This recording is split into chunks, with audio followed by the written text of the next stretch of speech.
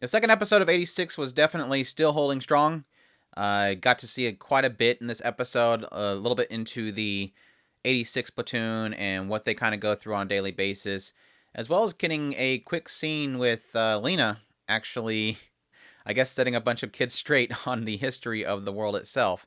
But yeah, it kind of had this whole scene where Lena had sit in on a classroom and the teacher there was explaining the history of the actual republic itself.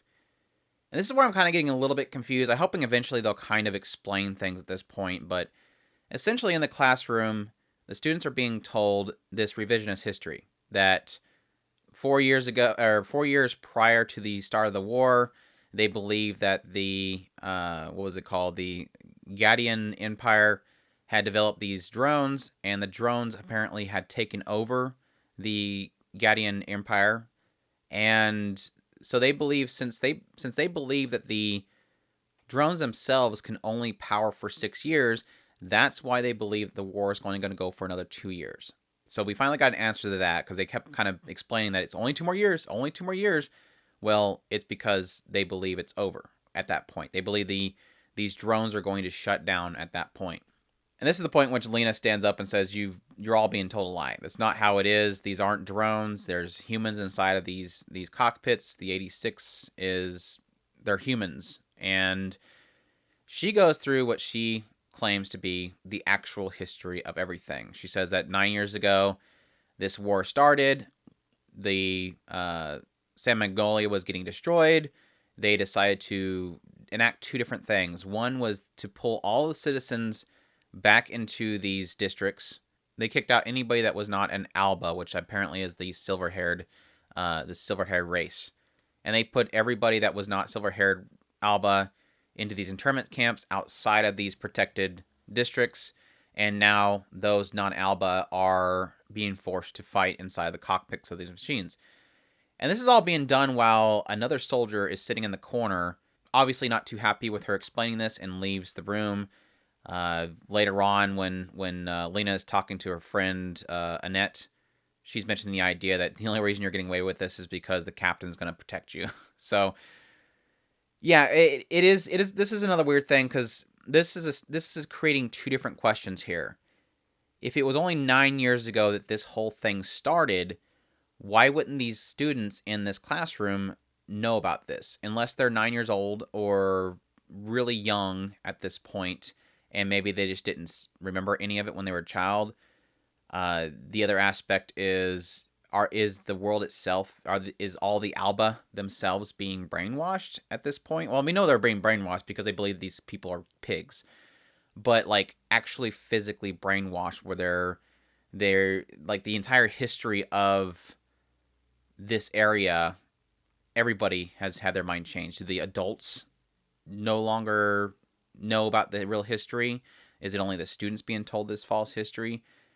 There has to be a switching point, that this Magnolia was kind of shifted to the point that everybody believes that everything's peaceful and there's drones out there fighting this battle and all this other stuff. So just a random thought.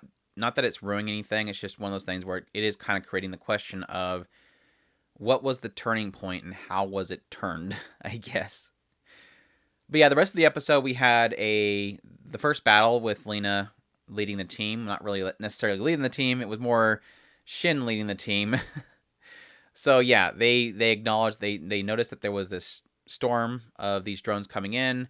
They kind of talked about several different types of these drones that were coming in. These flying ones, these tank-like ones with huge cannons, these more fodder scouting type, and they were all coming in, and the team deployed.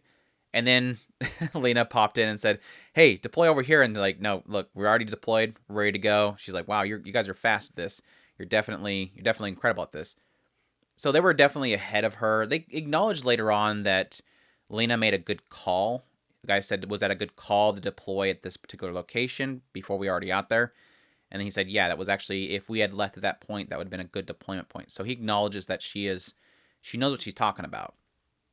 But they also had this other point during the combat where she was communicating, and he's like, "No, stop communicating. You're giving away my position. You keep it down. Keep the communication levels down." Incredible fight itself. Yeah, this is where I start getting really really excited about Sawano Hiroyuki. And they're doing a good job of using his music. So there's a key thing here. Sawano Hiroyuki's music is amazing. It has an ability to just ramp things up. The vocals, I think, enhance it. I wish more shows and more musicians used more vocals. It was just incredible music to go along with some really awesome action scenes. I love seeing the mobility of these machines that they're in, running around, shooting things. It was a lot of fun. The actual action scenes itself was really well done. But they're also using his music properly. I stand by this still today. Aldnoah Zero Season 1 was incredible. And Aldnoah Zero Season 2 was not. And a good part of that was because in Season 2, it felt like they were just recycling his music and not using it properly. You have to have... Sawano has a habit of having drop points and ramping points in his music. And when you don't utilize those spaces in between properly with, communication, people, relocating themselves before, bam, action happens again, it ramps back up, that's when Sawano Hiroyuki's music is incredible.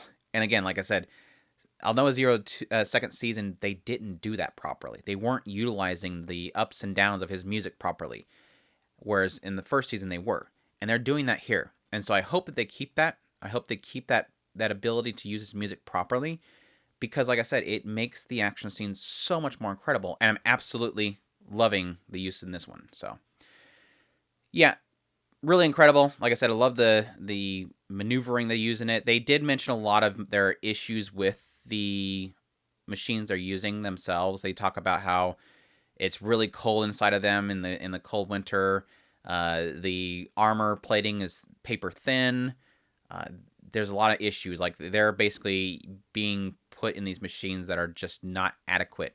But still, even then, especially Shin, is utilizing them incredibly. I mean, the hook shots, flinging around, climbing up walls, maneuverability of them obviously is still good, or at least they're utilizing them really good. I also mentioned they showed Shin with his box, because in the first episode he took one of the guys' plate, Kujo. Yeah, Kujo took a part of his plating off of his machine and put it inside of a box. And this box is just, it looks like it's full of probably a good, easily 50, maybe 40, 50 name tags. So obviously Shin has seen a lot of death, which is unfortunate. It was funny because when it got to the cast scroll at the end, I almost thought the episode was over, and I was getting a little frustrated by the fact that they were acknowledging that Lena was talking to the 86 team on a nightly basis, but we never heard it. And so thankfully, after the cast scroll, we got to see or hear one of these conversations. He was reprimanding him for not doing his reports correctly. They talk about, a little bit about their inability to, get proper schooling. And they also acknowledge the fact that Shin was seeing his 6th year in the deployment. And this is an interesting thing because Lena points out that when they reach 6 years, they have basically completed their term in deployment. So apparently she believes... It's so funny because, come on, Lena, you know that they have all these lies built around these soldiers, and yet you're going to believe that after 6 years they're going to finish their term and be able to become a citizen? I doubt it. Do you see any non-silver-haired Alba running around in town? Do you, Lena? But yeah, they're kind of trying to create this idea that after 6 years, if they don't die, they get to become citizens, which I think is going to be most likely a lie. But yeah, I think that's it. They, like I said, hit really hard on a lot of the propaganda, the teacher being afraid of what she was saying to the students. Obviously, the students are going to learn eventually. I don't know why they're upset about it. Yeah, the propaganda, they went through all that, the true history. They went into a little bit into the platoon, what they go through, a really awesome action scene, hitting hard on this aspect of this term limit that they have, that they can become citizens. And yeah, just overall, a pretty solid episode. And thankfully, we have already broke the death per episode issue that I was concerned about when I did my impressions of the first episode. Now, the title for the next episode is I Don't Want to Die, so we're probably going to start doing it now, but for now, we're good. We're good. We're one for two, so we're good there.